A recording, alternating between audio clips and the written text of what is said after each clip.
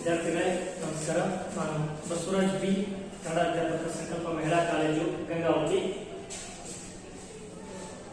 5ನೇ ಸೆಮಿಸ್ಟರ್ ಕನ್ನಡ ಐಚ್ಛಿಕ ವಿಷಯ ಆಯ್ಕೆ ಮಾಡಿಕೊಂಡ ವಿದ್ಯಾರ್ಥಿಗಳಿಗೆ 5.1 ಪತ್ರಿಕೆಗೆ ಸಂಬಂಧಿಸಿದಂತೆ 2ನೇ ಆನ್ಲೈನ್ ತರಗತಿಗೆ ಸ್ವಾಗತ. ವಿದ್ಯಾರ್ಥಿಗಳೇ, ಈಗಾಗಲೇ ನಾನು ಕಳೆದ ತರಗತಿಯಲ್ಲಿ ನಿಮ್ಮ ಮೊದಲ ಆನ್ಲೈನ್ ತರಗತಿಯಲ್ಲಿ ನಾನು ಈಗಾಗಲೇ ನಿಮಗೆ ಇಡೀ 5ನೇ ಸೆಮಿಸ್ಟರ್ ನಲ್ಲಿ ಪತ್ರಿಕೆ 5.1ಕ್ಕೆ ಸಂಬಂಧಿಸಿದಂತೆ ನೀವು ಯಾವೆಲ್ಲ ವಿಷಯಗಳನ್ನ ಅಧ್ಯಯನ ಮಾಡ್ತೀರಿ ಅಂತೇಳಿ ಒಂದು ಸಣ್ಣ ಪ್ರವೇಶವನ್ನ ಅಥವಾ ಒಂದು ಸಣ್ಣ ಪೀಠಿಕೆ ರೂಪದಲ್ಲಿ ನಿಮಗೆ ಒಂದು ಸಣ್ಣ ಮಾಹಿತಿಯನ್ನು ನಾನು ಈಗಾಗಲೇ ಕೊಟ್ಟಿದ್ದೆ. ಹಾಗಾಗಿ ಅದರ ಮುಂದುವರೆದ ಭಾಗ ಎಂಬಂತೆ ಇವತ್ತಿನ ತರಗತಿಯನ್ನು ನಾವು ಮುಂದುವರಿಸೋಣ. ನಿಮ್ಮ ಐಚ್ಛಿಕ ಕನ್ನಡ ಪತ್ರಿಕೆಗೆ ಸಂಬಂಧಿಸಿದ 5.1 ಸೊಲ್ಲು 5 ಪುಸ್ತಕದಲ್ಲಿ ನಾನು ಈಗಾಗಲೇ ಹೇಳಿದಂತೆ 2 ಘಟಕಗಳಿದ್ದಾವೆ. ಆ 2 ಘಟಕಗಳಲ್ಲಿ ಮೊದಲನೇ ಘಟಕ ಕನ್ನಡ ವ್ಯಾಕರಣಕ್ಕೆ ಸಂಬಂಧಿಸಿರುವಂಥದ್ದು ಮತ್ತು 2ನೇ ಘಟಕ ಕನ್ನಡ ಭಾಷಾಧ್ಯಯನಕ್ಕೆ ಸಂಬಂಧಿಸಿರುವಂಥದ್ದು. ಈಗಾಗಲೇ ವ್ಯಾಕರಣವನ್ನ ನೀವು ಆರಂಭದ ತರಗತಿಗಳಿಂದ ಅಂದ್ರೆ ಹೈಸ್ಕೂಲ್ ಮತ್ತು PUCಗಳಲ್ಲಿ ಕಲಿತಿದ್ದೀರಿ. ಅಲ್ಲಿ ಕಲಿಯುವ ವ್ಯಾಕರಣಕ್ಕೂ ಮತ್ತು ಇಲ್ಲಿ ಕಲಿಯುವ ವ್ಯಾಕರಣಕ್ಕೂ ಕೊಂಚ ವ್ಯತ್ಯಾಸಗಳು ಇದೆ. ವ್ಯಾಕರಣ ಶಾಸ್ತ್ರ ಒಂದೇ ರೀತಿಯಾಗಿದ್ದರೂ ಕೂಡ ಅದು ಇತ್ತೀಚಿನ ದಿನಮಾನಗಳಲ್ಲಿ ಹಲವಾರು ರೀತಿಯಲ್ಲಿ ಚರ್ಚೆಗೊಳಪಟ್ಟಿರುವುದರಿಂದ ಇಲ್ಲಿ ನಿಮಗೆ ವ್ಯಾಕರಣಕ್ಕೆ ಸಂಬಂಧಿಸಿದ ವಿಸ್ತೃತವಾದ ಅಧ್ಯಯನ ಇರುತ್ತೆ ಅಂತೇಳಿ ನಾನು ಈಗಾಗಲೇ ಕಳೆದ ತರಗತಿಯಲ್ಲಿ ನಿಮಗೆ ಮಾಹಿತಿಯನ್ನ ನೀಡಿದ್ದೆ. ಅದರಂತೆ ನಿಮ್ಮ ಸೊಲ್ಲು 5 ಪಠ್ಯದಲ್ಲಿ ಅಧ್ಯಾಯ 2 ಕನ್ನಡದ ಧ್ವನಿ ವ್ಯವಸ್ಥೆಯನ್ನ ಪರಿಚಯ ಮಾಡಿಕೊಳ್ಳುತ್ತೆ. ಮತ್ತೊಮ್ಮೆ ಗಮನಿಸಿ, ನಿಮ್ಮ ಅಧ್ಯಾಯ 1 ವ್ಯಾಕರಣ ಎಂದರೇನು, ಅವುಗಳ ವಿವಿಧ ಬಗೆಗಳು ಅಂತ ಇದೆ. ನಾನು ನಂತರದ ತರಗತಿಯಲ್ಲಿ ಆ ಬಗ್ಗೆ ಚರ್ಚೆ ಮಾಡಲಿಕ್ಕಿದ್ದೀನಿ. ಆದರೆ ಈ ತರಗತಿಯಲ್ಲಿ ನಿಮ್ಮ ಪಠ್ಯದ 2ನೇ ಅಧ್ಯಾಯ ಕನ್ನಡದ ಧ್ವನಿ ವ್ಯವಸ್ಥೆಯನ್ನು ಕುರಿತಾಗಿರುವಂಥದ್ದು. ವಿದ್ಯಾರ್ಥಿಗಳೇ, ಫಸ್ಟ್ ನೀವು ತಿಳ್ಕೋಬೇಕಾಗಿರೋದು ಏನು ಅಂತಂದ್ರೆ, ಧ್ವನಿ ವ್ಯವಸ್ಥೆ ನಿಮಗೆ ಸ್ಪಷ್ಟವಾಗಿ ಆದ್ರೆ ಮುಂದೆ ನಾವೇನಾದ್ರೂ ಚರ್ಚೆ ಮಾಡಲಿಕ್ಕೆ ಸಾಧ್ಯ ಆಗುತ್ತೆ. ಧ್ವನಿ ಅಂತಂದ್ರೆ ಅದು ಸ್ವತಂತ್ರವಾಗಿ ಉಚ್ಚರಿಸಲ್ಪಡುವ ಮತ್ತು ಅರ್ಥರಹಿತವಾದ ಒಂದು ಶಬ್ದ ಮಾತ್ರ. ಅದು ಮನುಷ್ಯನ ಧ್ವನ್ಯಗಳಿಂದ ಉತ್ಪತ್ತಿ ಆಗುತ್ತೆ. ಅದು ಯಾವುದೇ ರೀತಿಯ ಧ್ವನಿ ಇರಬಹುದು. ಆ ಧ್ವನಿಗೆ ಸ್ವತಂತ್ರವಾಗಿ ಅರ್ಥ ಇರುವುದಿಲ್ಲ. ಹೀಗೆ ಹಲವಾರು ಧ್ವನಿಗಳು ಕ್ರಮಬದ್ಧವಾಗಿ ಜೋಡಣೆಯಾಗುವುದರ ಮೂಲಕ ಭಾಷೆಗೆ ಅದು ಅರ್ಥವತ್ತಾದ ಒಂದು ಶಬ್ದವಾಗಿ ಅಥವಾ ಒಂದು ಆಕೃತಿಯಾಗಿ ಪರಿವರ್ತನೆ ಆಗುತ್ತೆ. ಹಾಗಾಗಿ ಹಲವಾರು ಜನ ವಿದ್ವಾಂಸರು ಭಾಷೆ ಅಂದ್ರೆ ಹಲವು ಧ್ವನಿ ವ್ಯವಸ್ಥೆಗಳಿಂದ ಕೂಡಿದ ಒಂದು ವ್ಯವಸ್ಥೆ ಅಂತ ಕರೀತಾರೆ. ಹಲವು ಧ್ವನಿಗಳಿಂದ ಕೂಡಿದ ಒಂದು ವ್ಯವಸ್ಥೆ ಅಂತೇಳಿ ವಿದ್ವಾಂಸರು ಭಾಷೆಯನ್ನು ಗುರುತಿಸ್ತಾರೆ. ಉದಾಹರಣೆಗೆ, ವ್ಯಕ್ತಿಯ ಬಾಯಿಂದ ಹೊರಡುವ ಮ ಎನ್ನುವ ಧ್ವನಿಗೆ ಅರ್ಥ ಇಲ್ಲ ಮತ್ತು ಅ ಎನ್ನುವ ಧ್ವನಿಗೆ ಅರ್ಥ ಇಲ್ಲ. ಜೊತೆಗೆ ನ ಎನ್ನುವ ಧ್ವನಿಗೆ ಅರ್ಥ ಇಲ್ಲ, ಎ ಎನ್ನುವ ಧ್ವನಿಗೂ ಅರ್ಥ ಇಲ್ಲ. ಈ 4 ಧ್ವನಿಗಳು ಕ್ರಮಬದ್ಧವಾಗಿ ಜೋಡಣೆಯಾಗಿ ಮನೆ ಎಂದು ಉಚ್ಚರಿಸಲ್ಪಟ್ಟಾಗ ಅದಕ್ಕೆ ನಮ್ಮ ಗ್ರಹಿಕೆಯಲ್ಲಿ ಅಥವಾ ನಮ್ಮ ತಲೆಯಲ್ಲಿ ಮನೆ ಅಂದ್ರೆ ಇಂಥದ್ದೊಂದು ಕಲ್ಪನೆ ಬರುತ್ತೆ. ಹಾಗಾಗಿ ಭಾಷೆ ಅಂದ್ರೆ ಹಲವು ಧ್ವನಿಗಳ ಕ್ರಮಬದ್ಧವಾದ ಜೋಡಣೆ ಅಂತೇಳಿ ವಿದ್ವಾಂಸರು ಗುರುತಿಸ್ತಾರೆ. ಹಾಗಾಗಿ ಕನ್ನಡ ವ್ಯಾಕರಣವನ್ನು ಕಲಿಬೇಕಾದ ಪ್ರತಿಯೊಬ್ಬ ವಿದ್ಯಾರ್ಥಿಗೆ ಮೊದಲಿಗೆ ಧ್ವನಿಯ ಪರಿಚಯವನ್ನು ಮಾಡಿಕೊಳ್ಬೇಕು ಅನ್ನೋದು ಪಠ್ಯದ ಸಂಪಾದಕರ ಪ್ರಮುಖ ಆಶಯ ಆಗಿದೆ. ಆ ಹಿನ್ನೆಲೆಯಲ್ಲಿ ವ್ಯಾಕರಣ ಕಲಿಕೆಯನ್ನು ನಾವು ವರ್ಣಮಾಲೆಯಿಂದಲೇ ಆರಂಭ ಮಾಡ್ತೀವಿ. ಆದ್ರೆ ಇದುವರೆಗೂ ನೀವು ಅಧ್ಯಯನ ಮಾಡಿದ ವ್ಯಾಕರಣ ಮತ್ತು ವರ್ಣಮಾಲೆಯ ಕ್ರಮ ಸಂಪೂರ್ಣ ಸಂಸ್ಕೃತ ಪ್ರಭಾವಿತವಾಗಿರ್ತಕ್ಕಂಥ ವ್ಯಾಕರಣ ಕ್ರಮ. ಅಂದ್ರೆ ನಾವು ಇದುವರೆಗೂ ಕಲಿತುಕೊಂಡು ಬಂದಿರುವ ಮತ್ತು ನನಗೂ ನನ್ನ ಗುರುಗಳು ಕಲಿಸಿಕೊಟ್ಟಿರುವಂತಹ ವ್ಯಾಕರಣ ಸಂಪೂರ್ಣ ಸಂಸ್ಕೃತದ ಪ್ರಭಾವದಿಂದ ಇರುವುದರಿಂದ ಇತ್ತೀಚೆಗೆ ಕನ್ನಡದ ಕೆಲವು ಭಾಷಾ ವಿದ್ವಾಂಸರು ಕನ್ನಡಕ್ಕೆ ಕನ್ನಡದೇ ಆದಂತಹ ಸ್ವತಂತ್ರವಾದ ವ್ಯಾಕರಣ ಬೇಕು ಅನ್ನೋ ಆಶಯವನ್ನು ಇಟ್ಟುಕೊಂಡು, ಉದಾಹರಣೆಗೆ DN ಶಂಕರ್ ಭಟ್ರಂತಹ ಮತ್ತು KV ನಾರಾಯಣರಂತಹ ಕನ್ನಡದ ಭಾಷಾ ವಿಜ್ಞಾನಿಗಳು, ಇತ್ತೀಚಿನ ಭಾಷಾ ವಿಜ್ಞಾನಿಗಳು ವ್ಯಾಕರಣವನ್ನ ಅಥವಾ ಈಗಾಗಲೇ ನಮ್ಮ ಹಿರಿಯರು ನಮಗೆ ಕಲಿಸಿರುವ ವ್ಯಾಕರಣವನ್ನ ಸ್ವಲ್ಪ ಶೋಧಿಸುವಂತ ಕೆಲಸವನ್ನ ಮಾಡಿ ಕನ್ನಡಕ್ಕೆ ಆದಂತ ವ್ಯಾಕರಣವನ್ನ ತಯಾರಿ ಮಾಡಬೇಕು ಅನ್ನೋ ಆಶಯ ಮತ್ತು ಇಂಗಿತವನ್ನ ಇಟ್ಕೊಂಡಿದ್ದು, ಆ ಹಿನ್ನೆಲೆಯಲ್ಲಿ ಈಗಿನ ವ್ಯಾಕರಣವನ್ನ ನೀವು ಕಲಿತೀರಿ. ಅಂದ್ರೆ ಇದರ ಅರ್ಥ, ಇವತ್ತು ಇವೆಲ್ಲ ಬೋರ್ಡ್ ಮೇಲೆ ಕಾಣಿಸ್ತಕ್ಕಂಥ ಅಂಶಗಳನ್ನ ನೀವು ಗಮನಿಸಿದ್ರೆ ಅಥವಾ ಸ್ವರಗಳು, ವ್ಯಂಜನಗಳು ಅನ್ನೋದನ್ನ ನೀವು ಗಮನಿಸಿದ್ರೆ ಇದೆಲ್ಲ ನಾವು ಡಿಗ್ರಿ ಫೈನಲ್ ಇಯರ್ ಬಂದು ಕಲಿಬೇಕು ಅನ್ನೋ ಒಂದು ಭಾವನೆ ಬರುತ್ತೆ. ಯಾಕೆ ಇದನ್ನ ನೀವು ಮತ್ತೊಮ್ಮೆ ಕಲಿಬೇಕು ಆಗಿದೆ ಅಂತಂದ್ರೆ, ನಾವು ಇದುವರೆಗೂ ಕಲಿತಿರುವ ವ್ಯಾಕರಣಗಳಲ್ಲಿ 49 ಅಕ್ಷರಗಳಿವೆ. ಅದರಲ್ಲಿ ರಸ ಸ್ವರಗಳು 6, ದೀರ್ಘ ಸ್ವರಗಳು 7, ಯೋಗವಾಗಲು 2, ಈ ತರದ ಒಂದು ಕ್ರಮಬದ್ಧವಾದಂತಹ ಪಾರಂಪರಿಕವಾದಂತಹ ಸಾಂಪ್ರದಾಯಿಕವಾದಂತಹ ವ್ಯಾಕರಣವನ್ನು ನಾವು ಈಗಾಗಲೇ ಕಲಿತುಕೊಂಡಿದ್ದೀವಿ. ಆದ್ರೆ ಇಲ್ಲಿ ಸಂಪಾದಕರು DN ಶಂಕರ ಭಟ್ರವರ ಕನ್ನಡಕ್ಕೆ ಬೇಕು ಕನ್ನಡದ್ದೇ ವ್ಯಾಕರಣ ಎನ್ನುವ ಆಶಯ ಮತ್ತು ಕಲ್ಪನೆಗಳೊಂದಿಗೆ ಇಲ್ಲಿನ ವ್ಯಾಕರಣವನ್ನು ವಿಶ್ಲೇಷಿಸಲ್ಪಡ್ತಾರೆ, ಅಥವಾ ಇಲ್ಲಿನ ವರ್ಣಮಾಲೆಗಳನ್ನು ವಿಶ್ಲೇಷಿಸಲ್ಪಡ್ತಾರೆ. ನಾನು ಮತ್ತೊಮ್ಮೆ ಹೇಳ್ತೀನಿ, ಮತ್ತೊಮ್ಮೆ ಒಂದು ವಿಷಯವನ್ನು ನಿಮಗೆ ಸ್ಪಷ್ಟಪಡಿಸ್ತೀನಿ. ನೀವು ಇದುವರೆಗೂ ವ್ಯಾಕರಣ ಕಲಿಯಬೇಕಾದಾಗ ವರ್ಣಮಾಲೆಯನ್ನು ಕಲಿತಿದ್ದೀರಿ. ಅಲ್ಲಿ 49 ಅಕ್ಷರಗಳನ್ನ ಕಲಿಸಿದ್ದಾರೆ. 49 ಅಕ್ಷರಗಳು ಕನ್ನಡದಲ್ಲಿ ಸ್ವರಗಳು, ವ್ಯಂಜನಗಳು ಅಂತ ವಿಭಾಗ ಆಗ್ತವೆ. ಸ್ವರಗಳಲ್ಲಿ ಮತ್ತೆ 3 ಬಗೆಯ ಸ್ವರಗಳಲ್ಲಿ ಮತ್ತೆ 3 ಬಗೆಯಾಗಿ ವಿಧಗಳನ್ನು ಗುರುತಿಸ್ತಾರೆ. ವ್ಯಂಜನಗಳಲ್ಲಿ 2 ವಿಧಗಳನ್ನು ಗುರುತಿಸ್ತಾರೆ. ಅವುಗಳಲ್ಲಿ ವರ್ಗೀಯ ವ್ಯಂಜನದಲ್ಲಿ ಮತ್ತೆ 3 ವಿಧಗಳನ್ನ ಗುರುತಿಸ್ತಾರೆ ವಿದ್ವಾಂಸರು. ನಮಗೆ ಇದುವರೆಗೂ ಕೂಡ ಆ ಬಗೆಯ ವ್ಯಾಕರಣವನ್ನು ಕಲಿಸಿಕೊಟ್ಟಿದ್ರು. ಆದ್ರೆ ಇತ್ತೀಚೆಗೆ ಕನ್ನಡ ಭಾಷಾ ವಿಜ್ಞಾನಿಗಳು ಸ್ವಲ್ಪ ಅದನ್ನ ಶೋಧಿಸುವ ಅಥವಾ ಅದನ್ನು ಶೋಧಿಸಿ ತೆಗೆಯುವಂತಹ ಪ್ರಯತ್ನ ಮಾಡಿ ಕನ್ನಡಕ್ಕೆ ಕನ್ನಡದ್ದೇ ಆದ ವ್ಯಾಕರಣ ಬೇಕು ಅನ್ನೋ ಹಿನ್ನೆಲೆಯೊಳಗಡೆ ಹೊಸ ಪರಿಭಾಷೆಯಲ್ಲಿ ಒಂದು ಹೊಸ ಚರ್ಚೆಯನ್ನು ಆರಂಭ ಮಾಡಿರೋದ್ರಿಂದ ಇವತ್ತಿನ ನಿಮ್ಮ ಪಠ್ಯ ಇದೇ ಕಲಿಕೆಯನ್ನ ಸ್ವಲ್ಪ ವಿಮರ್ಶೆಗೆ ಒಳಪಡಿಸುವಂಥದ್ದು ಅಥವಾ ಅದನ್ನ ಪರಾಮರ್ಶೆ ಮಾಡಿ ನೋಡುವಂತಹ ಪ್ರಕ್ರಿಯೆಯಲ್ಲಿ ಸಾಗುತ್ತೆ.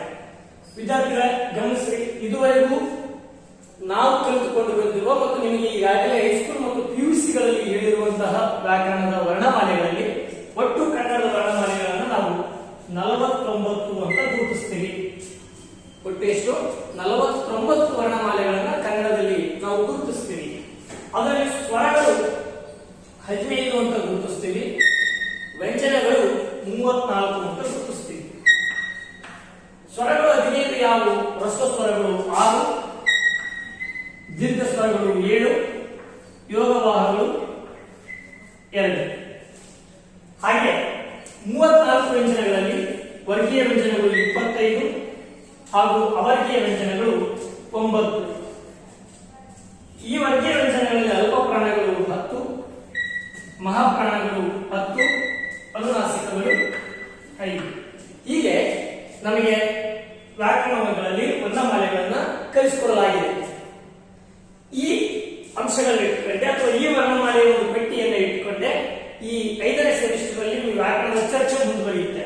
ಸ್ವರಗಳು ಕನ್ನಡದಲ್ಲಿ 15 ಇದಾವೆ. ಅದರಲ್ಲಿ ಎಷ್ಟು ಸ್ವರಗಳು ಪ್ಯೂರ್ ಆಗಿ ಕನ್ನಡದ ಶಬ್ದಗಳಲ್ಲಿ ಬಳಕೆ ಆಗ್ತಾ ಇದೆ, ಎಷ್ಟು ಶಬ್ದಗಳು ಅಥವಾ ಎಷ್ಟು ಸ್ವರಗಳು ಕನ್ನಡಕ್ಕೆ ಅಥವಾ ಕನ್ನಡದ ಅಲ್ಲ ಅಂತ ನಮ್ಗೆ ಅನಿಸಿದೆ, ಈ ಬಗ್ಗೆ ಚರ್ಚೆಯನ್ನ ನಾವು ಈ ತರಗತಿಯಲ್ಲಿ ಮಾಡಲಿಕ್ಕಿದ್ದೀವಿ. ಹಾಗಾಗಿ ಇಲ್ಲಿಯ ವರ್ಣಮಾಲೆಯ ಕಲಿಕೆ ನಿಮಗೆ ಈಗಾಗಲೇ ಪರಿಚಯ ಇದ್ದಿದ್ದಾದರೂ ಕೂಡ ಕೆಲವು ಹೊಸ ಗ್ರಹಿಕೆಗಳನ್ನು ನಮ್ಮ ಒಳಗಡೆ ತಂದುಕೊಡುವ ಪ್ರಯತ್ನವನ್ನು ಮಾಡುತ್ತೆ ಅನ್ನೋ ಆಶಯ ಈ ಪಠ್ಯಕ್ಕೆ ಅಥವಾ ಈ ಅಧ್ಯಾಯಕ್ಕೆ ಇದೆ. ಈ ಹಿನ್ನೆಲೆಯೊಳಗಡೆ ನಾವು ಕನ್ನಡದ ವರ್ಣಮಾಲೆಗಳನ್ನು ಕಲಿಯಬೇಕಾಗಿದೆ. ನಾನು ಮೊದಲೇ ಹೇಳಿದಂತೆ ಭಾಷೆ ಎನ್ನುವುದು ಹಲವು ಧ್ವನಿಗಳ ಕ್ರಮಬದ್ಧವಾದ ಜೋಡಣೆಯ ಒಂದು ವ್ಯವಸ್ಥೆ ಅಂತ ಹೇಳಿದ್ದೀನಿ. ಹಾಗೆ ಆ ಧ್ವನಿಗಳನ್ನ ನಾವು ವರ್ಣಮಾಲೆ ಅಂತ ಕರೀತೀವಿ. ಇವತ್ತಿಗೂ ಕೂಡ ಕನ್ನಡದ ಅ ಆ ಇಂದ ಹಿಡಿದು ಶ ಶ ಸ ಹ ಳ ವರೆಗಿನ ಅಕ್ಷರಗಳನ್ನು ನಾವು ವರ್ಣಮಾಲೆ ಅಂತಾನೆ ಗುರುತಿಸ್ತೀವಿ. ವರ್ಣ ಅಂತಂದ್ರೆ ಅಕ್ಷರಗಳು, ಮಾಲೆ ಅಂದ್ರೆ ಒಂದು ಜೋಡಣೆ ಅಂತ. ಆದ್ರೆ ಆಧುನಿಕ ಭಾಷಾ ವಿಜ್ಞಾನಿಗಳು ಅದನ್ನ ಬರಿಯ ಪಟ್ಟಿ ಅಂತ ಕರೀತಾರೆ. ಹಾಗಾಗಿ ನಿಮಗೆ ನಾಳೆ ಪರೀಕ್ಷೆಯಲ್ಲಿ 10 ಅಂಕದ ಪ್ರಶ್ನೆ ಈ ಅಧ್ಯಾಯದಲ್ಲಿ ಬರಲಿಕ್ಕೆ ಸಾಧ್ಯ ಇದೆ. ಅದೇನು ಅಂತಂದ್ರೆ ಕನ್ನಡದ ಧ್ವನಿ ವ್ಯವಸ್ಥೆಯನ್ನ ಪರಿಚಯಿಸಿರಿ, ಅದರಲ್ಲಿರುವ ಸ್ವರಗಳು ಮತ್ತು ವ್ಯಂಜನಗಳ ವರ್ಗೀಕರಣ ವಿಧಾನವನ್ನು ವಿಶ್ಲೇಷಿಸಿರಿ ಅಂತ ಒಂದು ಪ್ರಶ್ನೆ ಬರುತ್ತೆ. ಆ ಸಂದರ್ಭದಲ್ಲಿ ನೀವು ಈ ಪಠ್ಯದ ಆಶಯದಂತೆ ಅಂದ್ರೆ ಕನ್ನಡಕ್ಕೆ ಬೇಕು ಕನ್ನಡದ್ದೇ ವ್ಯಾಕರಣ ಎನ್ನುವ DN ಶಂಕರ ಭಟ್ಟರ ಕಲ್ಪನೆಯ ಆಶಯದಂತೆ ನೀವು ವಿವರಣೆಯನ್ನು ಬರೆಯಬೇಕಾಗುತ್ತೆ ಹೊರತು ನಾವು ಈಗಾಗಲೇ ಕಲಿಸಿರುವಂತಹ ಕನ್ನಡದ ವರ್ಣಮಾಲೆಯ ಪರಿಕಲ್ಪನೆಯನ್ನು ಬಿಟ್ಟು ಹೊಸ ಪರಿಭಾಷೆಗಳಿಗೆ ನಾವು ಇದಕ್ಕೆ ಉತ್ತರ ಬರೀಬೇಕಾಗುತ್ತೆ. ಅದೇನು ಅಂತಂದ್ರೆ ಕನ್ನಡದಲ್ಲಿ ಈಗಾಗಲೇ ಇರುವ ವರ್ಣಮಾಲೆಗಳಿಗೆ ವರ್ಣಮಾಲೆ ಅಂತ ನಾವು ಕರಿತೀವಲ್ಲ, ಅದನ್ನು ನಾವು ಬರಿಕೆ ಪಟ್ಟಿ ಅಂತ ಕರಿತೀವಿ. ಸ್ಪಷ್ಟವಾಗಿ ನೆನಪಿರಲಿ, ಕನ್ನಡದ ವರ್ಣಮಾಲೆ ಅನ್ನುವ ಶಬ್ದದ ಬದಲಾಗಿ ನಾವು ಬರಿಕೆ ಪಟ್ಟಿ ಅಂತ ಕರಿಬೇಕಾಗಿದೆ. ಕನ್ನಡದಲ್ಲಿ ನಾವು ಬರಿಕೆ ಪಟ್ಟಿ ಅಂತ ವರ್ಣಮಾಲೆಗಳನ್ನ ಕರಿತೀವಿ.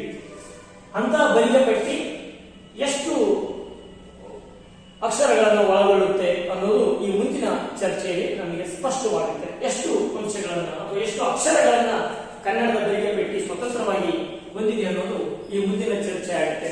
ಗಮನಿಸ್ರಿ, ಇಷ್ಟು ಅಂಶಗಳನ್ನ ನಾವು ಅಕ್ಷರಗಳ ರೂಪದಲ್ಲಿ ಬರೆಯುವ ಸ್ವರಗಳು, ಅದರಲ್ಲಿ ಯು, ಹ್ರಸ್ವ ಸ್ವರಗಳು, ದೀರ್ಘ ಸ್ವರಗಳು, ಯೋಗವಾಹಗಳು, ಹೀಗೆ ಇಷ್ಟು ಅಕ್ಷರಗಳನ್ನ ನಾವು ಪಟ್ಟಿಯ ರೂಪದಲ್ಲಿ ಬರೆಯೋದಾದ್ರೆ ವಿದ್ಯಾರ್ಥಿಗಳೇ, ಮತ್ತೊಮ್ಮೆ ನಾನು ನಿಮಗೆ ರಿಪೀಟ್ ಮಾಡ್ತೀನಿ.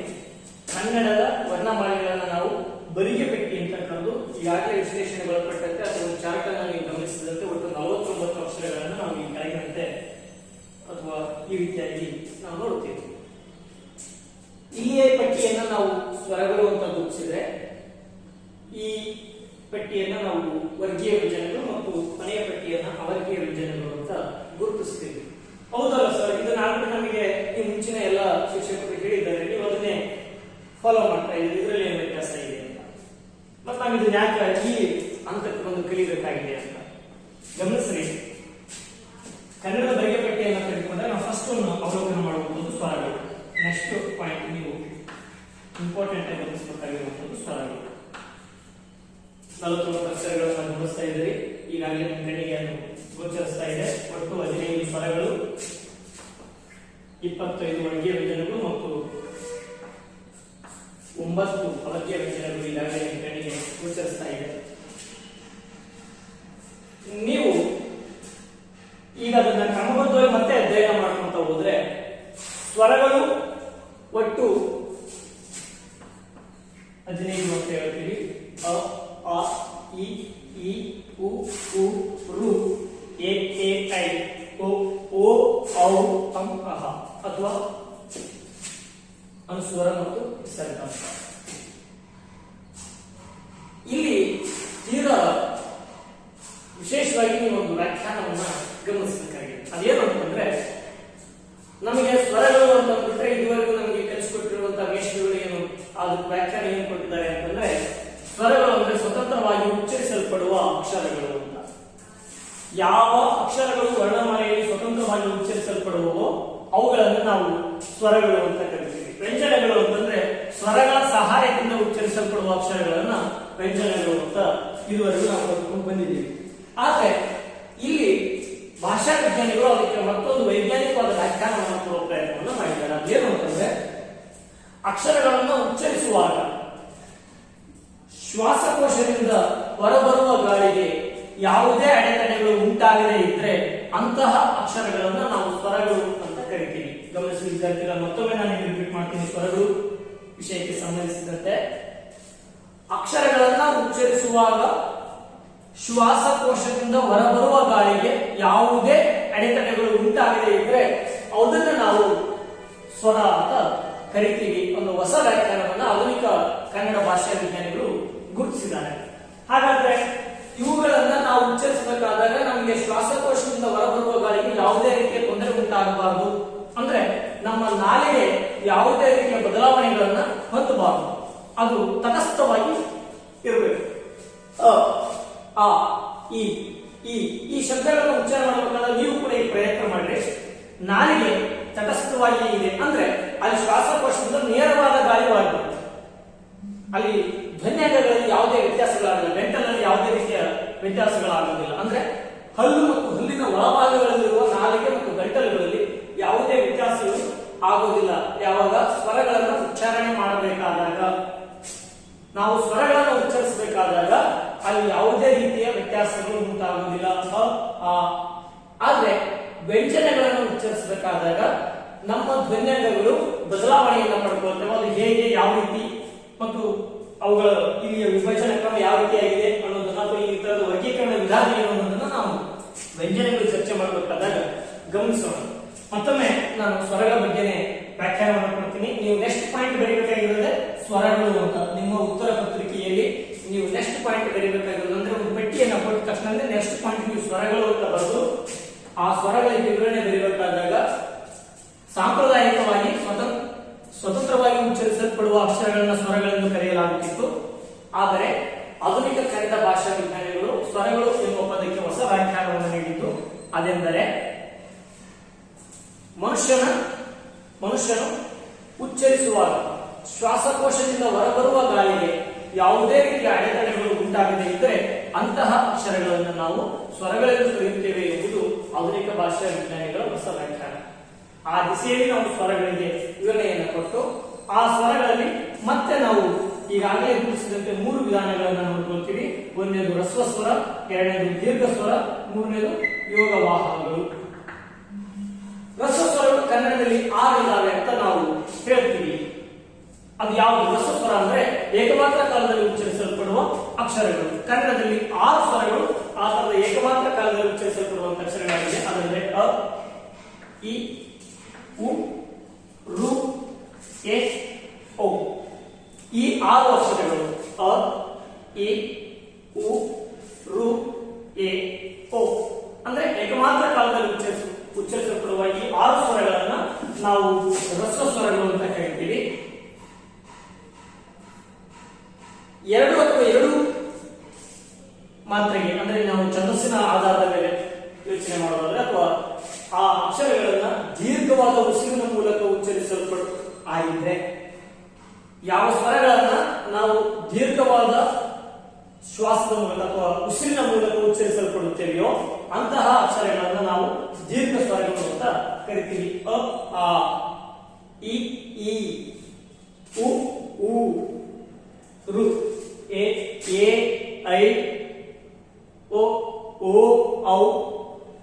ಈ ಅಕ್ಷರಗಳು ನಮಗೆ, ಈ 7 ಅಕ್ಷರಗಳು ನಮಗೆ ದೀರ್ಘ ಸ್ವರಗಳು ಅಂತ ಗುರುತಿಸ್ತೀವಿ. ಆ, ಇ, ಉ, ಎ, ಐ, ಓ, ಔ. ಈ 7 ಅಕ್ಷರಗಳನ್ನು ನಾವು ದೀರ್ಘ ಸ್ವರಗಳು ಅಂತ ಗುರುತಿಸ್ತೀವಿ. ಮತ್ತು ಯೋಗವಾಹಗಳು ಅಂದ್ರೆ ಅದು ಬಿಂದು ಮತ್ತು ವಿಸರ್ಗ ಅಂತ ಕರಿತೀವಿ. ಅನುಸ್ವರ ಮತ್ತು ವಿಸರ್ಗ. ಅನುಸ್ವರ ಮತ್ತು ವಿಸರ್ಗಗಳು ಇವು ಸ್ವತಂತ್ರವಾದ ಉಚ್ಚಾರಣೆ ಇವುಗಳಿಗೆ ಇಲ್ಲ. ಹಾಗಾಗಿ ಅವು ಈ ಉಳಿದ ಎಲ್ಲಾ ಸ್ವರಗಳ ಜೊತೆಗೆ ಸೇರಿಸಿಕೊಂಡು ಉಚ್ಚರಿಸಲ್ಪಡುತ್ತವೆ. ಸಾಮಾನ್ಯವಾಗಿ ಅಸ್ವರದ ಜೊತೆಗೆ ನಾವು ಅವುಗಳನ್ನ ಗುರುತಿಸುವ ಪ್ರಯತ್ನವನ್ನ ಮಾಡ್ತೀವಿ. ಸ್ಪಷ್ಟವಾಗಿ ತಿಳ್ಕೊಂಡ್ರೆ ಇದನ್ನ ನಾವು ಅನುಸ್ವರ ಅಥವಾ ಬಿಂದು ಅಂತ ಕರಿತೀವಿ. ಈ ಯೋಗವಾಹವನ್ನ ನಾವು ವಿಸರ್ಗ ಅಂತ ಕರಿತೀವಿ.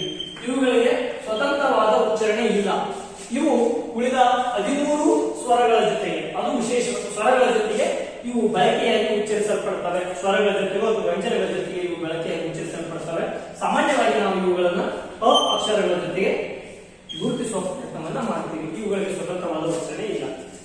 ಇದು ಸ್ವರಗಳ ಬಗ್ಗೆ ನಾವೆಲ್ಲರೂ ತಿಳಿದುಕೊಂಡು ಬಂದ ಸಾಮಾನ್ಯವಾದ ಪರಿಕಲ್ಪನೆ. ಇಂತಹ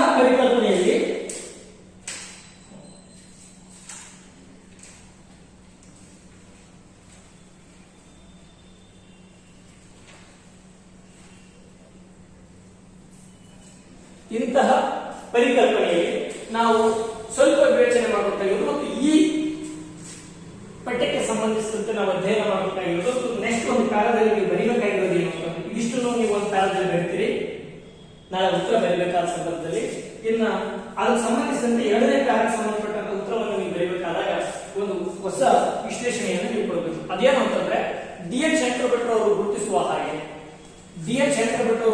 ಹಾಗೆ ಕನ್ನಡಕ್ಕೆ ಬೇಕು ಕನ್ನಡದ ವ್ಯಾಕರಣ ಎನ್ನುವ ಪರಿಕಲ್ಪನೆಯಲ್ಲಿ ಇಲ್ಲಿ ಕೆಲವು ಅಕ್ಷರಗಳು ಕನ್ನಡದ ಜಾಯಮಾನಕ್ಕೆ ಅವು ಹೊಂದಿಕೊಳ್ಳುವುದಿಲ್ಲ ಅಂತ ಹೇಳ್ತಾರೆ. ಈ ಸ್ವರಗಳಲ್ಲಿ ಕೆಲವು ಅಕ್ಷರಗಳು ಕನ್ನಡದ ಜಾಯಮಾನಕ್ಕೆ ಅವು ಹೊಂದಿಕೊಳ್ಳುವುದಿಲ್ಲ, ಅವುಗಳಿಗೆ ಸ್ವತಂತ್ರವಾದ ಅಸ್ತಿತ್ವ ಕನ್ನಡದಲ್ಲಿಲ್ಲ, ಅವು ಸಂಸ್ಕೃತದ ಪ್ರಭಾವದಿಂದ ಕನ್ನಡದ ವರ್ಣಮಾಲೆಗಳಲ್ಲಿ ಬಂದು ಸೇರ್ಕೊಂಡಿವೆ ಅನ್ನೋದನ್ನ ಹೊಸ ಭಾಷಾ ವಿಜ್ಞಾನಿಗಳು ಗುರುತಿಸ್ತಾರೆ, ಹೊಸ ಪರಿಭಾಷೆಗಳಲ್ಲಿ ಗುರುತಿಸ್ತಾರೆ. ಅಂತ 5 ಅಕ್ಷರಗಳು ಯಾವುವು? ಆ 5 ಅಕ್ಷರಗಳು ಸ್ವರಗಳಲ್ಲಿ ಎಲ್ಲೆಲ್ಲಿದೆ ಅನ್ನೋದನ್ನು ಗಮನಿಸೋದಾದ್ರೆ 1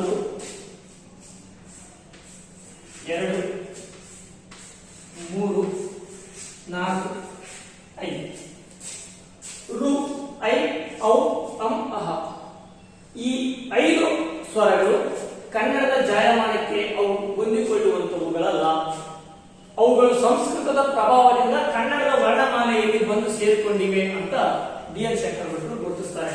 ಆ ವಿವರಣೆಯನ್ನು ನೀವು ಸ್ವರಗಳು ಅನ್ನೋ ಪರಿಕಲ್ಪನೆಯಲ್ಲಿ ಒಂದು ಪ್ಯಾರಾದಲ್ಲಿ ಎಲ್ಲ ವಿಶ್ಲೇಷಣೆಯನ್ನು ಬರೆದ ಮೇಲೆ ಅದರ ನಂತರದ ಒಂದು ಪ್ಯಾರಾದಲ್ಲಿ ನೀವು ಈ ಸಂಬಂಧಪಟ್ಟಂತ ಈ ವಿವರಣೆಯನ್ನು ನೀವು ಬರೀಬೇಕಾಗುತ್ತೆ. ನಾನು ಮತ್ತೆ ಹೇಳ್ತೀನಿ, ಇನ್ನು ಮುಂದೆ ನೀವು ಕಲಿಯುವ ಎಲ್ಲಾ ವ್ಯಾಕರಣಗಳು ಕೂಡ ಕನ್ನಡಕ್ಕೆ ಬೇಕು, ಕನ್ನಡದ್ದೇ ವ್ಯಾಕರಣ ಎನ್ನುವ ಪರಿಕಲ್ಪನೆಯಲ್ಲಿ ಈ ಚರ್ಚೆಗಳು ನಡೀತವೆ. ಆದ್ದರಿಂದ ಇಲ್ಲಿ ಸಂಸ್ಕೃತದಲ್ಲದ ವ್ಯಾಕರಣವನ್ನ ನಾವು ಕನ್ನಡದ ಇದುವರೆಗೂ ಕಲ್ತ್ಕೊಂಡು ಬಂದಿದೀವಲ್ಲ ಅದರ ವಿವರಣೆಯನ್ನು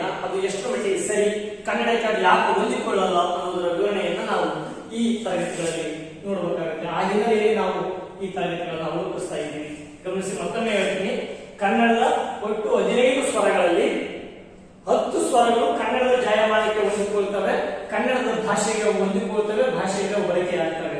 ಆದರೆ ಈ 5 ಸ್ವರಗಳನ್ನು ಬರೆಯಬೇಕಾದಾಗ ಅಲ್ಲಿ ಕನ್ನಡದ ಪ್ರಭಾವ ಇರುವುದಿಲ್ಲ. ಅವು 5 ಸ್ವರಗಳು ಸಂಸ್ಕೃತದ ಪ್ರಭಾವದಿಂದ ಕನ್ನಡದ ವರ್ಣಮಾಲೆಯಲ್ಲಿ ಬಂದು ಸೇರಿಕೊಂಡಿವೆ. ಆ ಹಿನ್ನೆಲೆಯಲ್ಲಿ ನಾವು ಈ 5 ಅಕ್ಷರಗಳನ್ನ ಸಂಸ್ಕೃತದ ಪ್ರಭಾವದಿಂದ ಕನ್ನಡಕ್ಕೆ ಬಂದು ಸೇರಿಕೊಂಡ ಅಕ್ಷರಗಳನ್ನು ಗುರುತಿಸ್ತೀವಿ. ಉಳಿದ 10 ಅಕ್ಷರಗಳನ್ನ ಅಥವಾ ಉಳಿದ 10 ಸ್ವರಗಳನ್ನ ನಾವು ಕನ್ನಡದ್ದೇ ಆದ ಸ್ವರಗಳು ಅಂತ ಗುರುತಿಸ್ತೀವಿ. ಅಂದ್ರೆ ಇದರ ಅರ್ಥ ಎಷ್ಟು? ಇದರ ಅರ್ಥ ಏನು?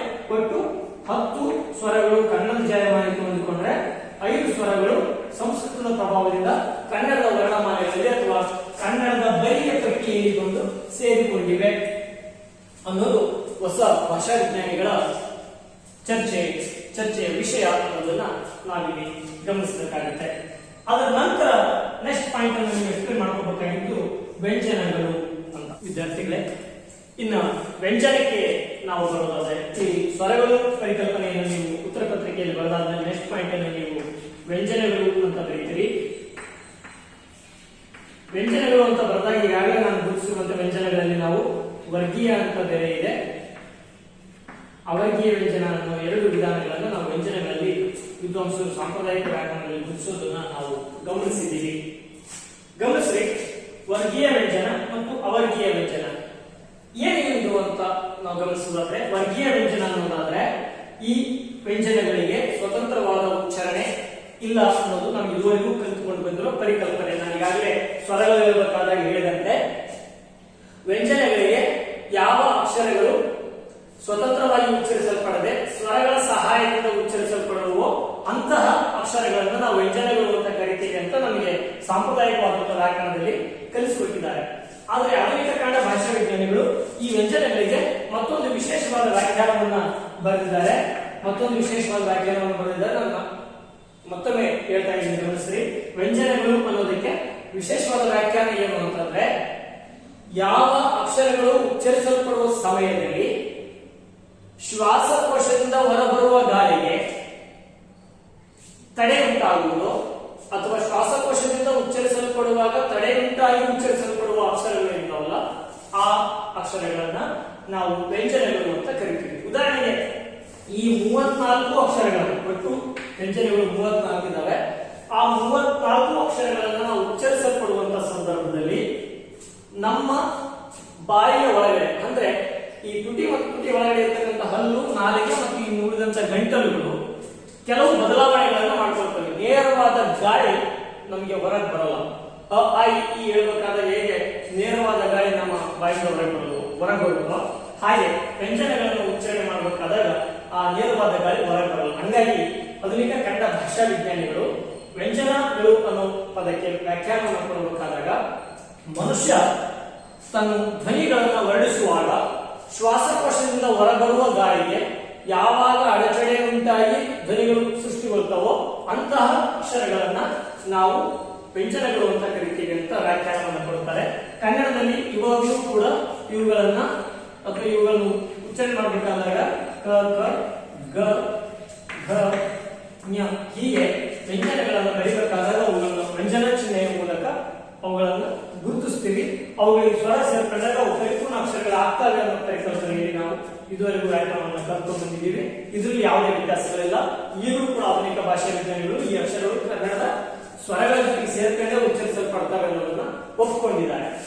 ಇನ್ನೊಂದು ಸ್ಪಷ್ಟವಾದ ವಿಷಯವನ್ನ ನಾವು ತಿಳ್ಕೊಳ್ಬೇಕಾಗಿರೋದು ಏನು ಅಂತಂದ್ರೆ, ಈ ವರ್ಗೀಯ ವ್ಯಂಜನಗಳನ್ನ ನಾವು ಚರ್ಚೆ ಮಾಡಬೇಕಾದಾಗ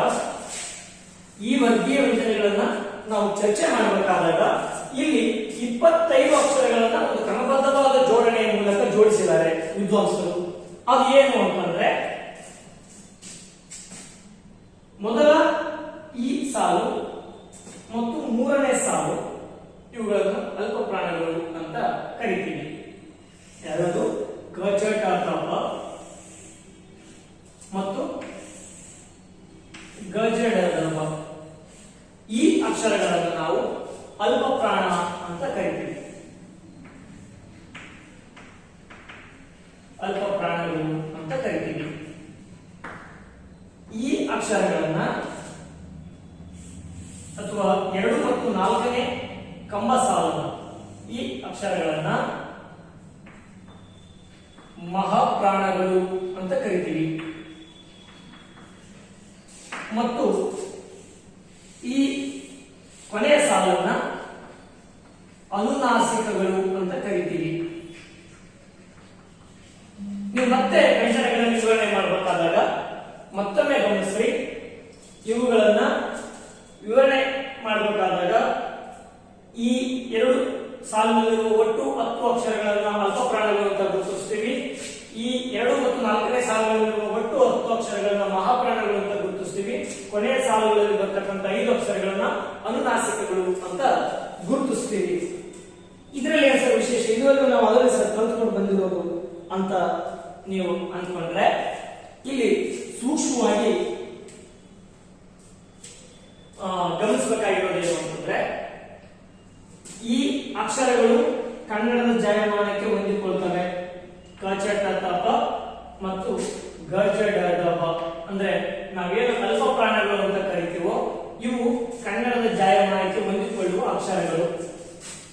ಮತ್ತು ಕ ಗ ಗ ಗ ಮತ್ತು ಗ ಚ ಡ ದ ಪ ಈ ಏನು ಈ ಸಾಲುಗಳು ಗ ಚ ಢ ತ ಪ ಘ ಝ ಢ ದ ಪ ಈ 10 ಅಕ್ಷರಗಳೇನಿದಾವಲ್ಲ ಇವು ಸಂಸ್ಕೃತದ ಪ್ರಭಾವದಿಂದ ಕನ್ನಡದ ವರ್ಣಮಾಲೆಯಲ್ಲಿ ಅಂದ್ರೆ ಸಂಸ್ಕೃತದ ಪ್ರಭಾವದಿಂದ ಕನ್ನಡದ ಬರಿಯ ಪಟ್ಟಿಯಲ್ಲಿ ಇವು ಬಂದು ಸೇರಿಕೊಳ್ತವೆ. ಇವುಗಳ ವಿಶೇಷತೆ ಇದು ಏನು ಅಂತಂದ್ರೆ, ನಾವು ಇವತ್ತಿಗೂ ಕೂಡ ಯಾರಾದ್ರೂ ಒಬ್ಬ ಅನಕ್ಷರಸ್ಥ ಒಬ್ಬ ವ್ಯಕ್ತಿ ಹತ್ರ ಹೋದ್ರೆ ಈ ಶಬ್ದವನ್ನು ಉಚ್ಚರಿಸು ಅಂತ ಹೇಳಿದಾಗ ಅದು ಸ್ಪಷ್ಟವಾಗಿ ಖರ್ಚು ಅಂತ ಹೇಳಲ್ಲ, ಖರ್ಚು ಮಾಡಿದೆ.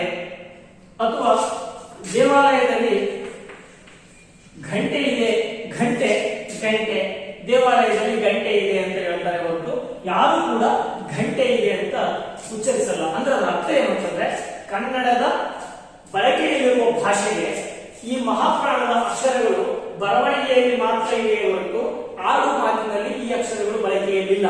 ಆದ್ದರಿಂದ ಆಧುನಿಕ ಕನ್ನಡ ಭಾಷಾ ವಿಜ್ಞಾನಿಗಳು ಇವುಗಳ ಈ 10 ಅಕ್ಷರಗಳು ಸಂಸ್ಕೃತದ ಪ್ರಭಾವದಿಂದ ಕನ್ನಡದ ಬರಿಗೆ ಪಟ್ಟಿಯಲ್ಲಿ ಬಂದು ಸೇರಿಕೊಂಡಿವೆ ವಿನಃ ಇವು ಕನ್ನಡದ ಜಾಯಮಾನಕ್ಕೆ ಅಷ್ಟಾಗಿ ಹೊಂದಿಕೊಳ್ಳುವುದಿಲ್ಲ ಎನ್ನುವ ಹೊಸ ನಿರ್ಧಾರವನ್ನ ತೆಗೆದುಕೊಳ್ತಾರೆ. ಯಾವುದು ಕಚಟಕ ಮತ್ತು ಗಜಡದ ಒಟ್ಟು ಈ 10 ಅಕ್ಷರಗಳನ್ನ ಅಥವಾ ಈ ಮಹಾಪ್ರಾಣಗಳನ್ನ ಅವು ಕನ್ನಡದ ಜಾಯಮಾನಕ್ಕೆ ಹೊಂದಿಕೊಳ್ಳದ ಅಕ್ಷರಗಳು ಅಂತ ಕರೀತಾರೆ.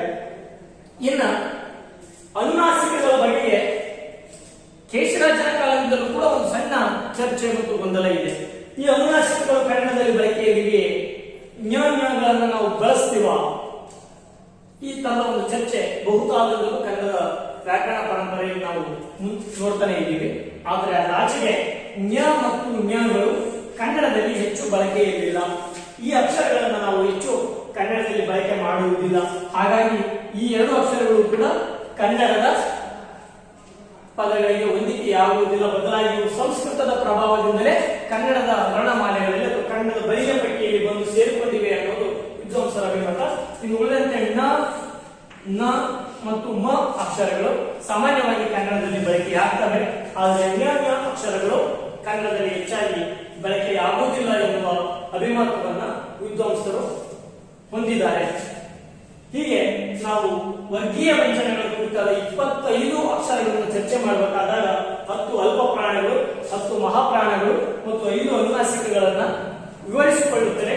ಅದರಲ್ಲಿ ಕನ್ನಡದ ಜಾಯಮಾನಕ್ಕೆ ಹೊಂದಿಕೊಳ್ಳುವ ಈ 10 ಅಕ್ಷರಗಳು ಮತ್ತು ಕನ್ನಡದ ಜಾಯಮಾನಕ್ಕೆ ಒಗ್ಗಿಕೊಳ್ಳದೆ ಸಂಸ್ಕೃತದ ಪ್ರಭಾವದಿಂದ ಕನ್ನಡದ ವರ್ಣಮಾಲೆಯಲ್ಲಿ ಬಂದು ಸೇರಿಕೊಂಡಿರುವ ಅಕ್ಷರಗಳನ್ನ ಈ ರೀತಿಯಾಗಿ ನಾವು ವಿಶ್ಲೇಷಣೆ ಒಳಪಡಿಸ್ತೀವಿ. ಇದನ್ನು ನಾವು ಗಮನಿಸಿಕೊಂಡ್ರೆ ಒಟ್ಟಾರೆ 12 ಅಕ್ಷರಗಳು